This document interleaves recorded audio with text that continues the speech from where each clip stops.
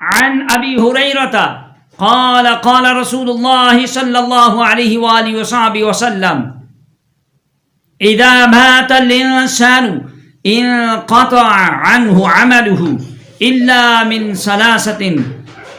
الا من صدقة جاریة او علم ينتفع به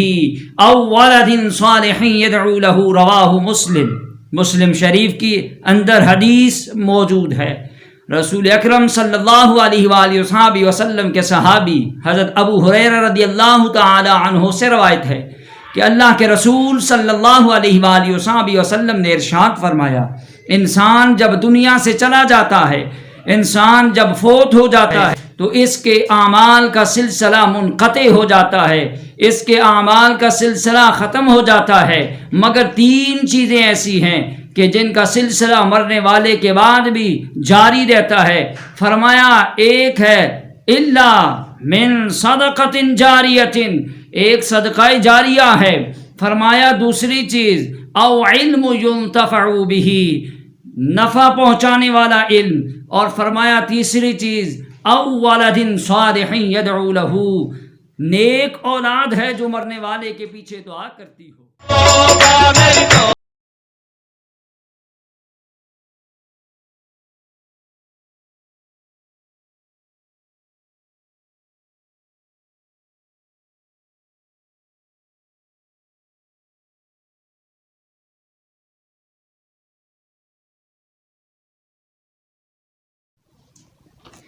کون یہ نہیں چاہتا کہ اس کی اولاد نیک نہ ہو؟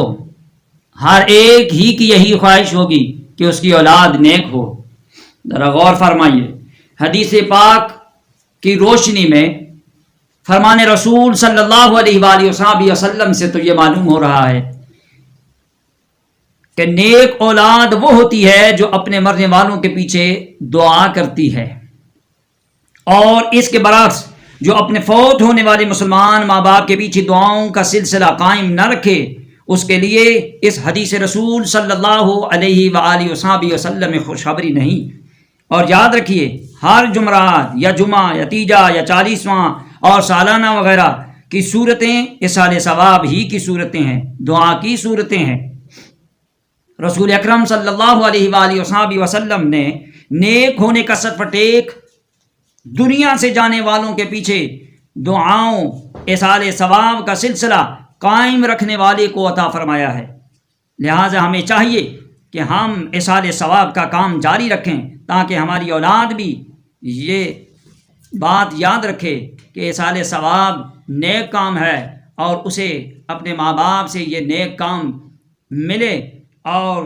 اولاد کے اندر یہ نیک بات موجود ہو۔ ہمارے اس اسلامی یوٹیوب چینل کو سبسکرائب، لائک، شیئر ضرور کیجیے گا تاکہ آپ کے ذریعے سے دوسروں تک اسلام کا پیغام پہنچ سکے۔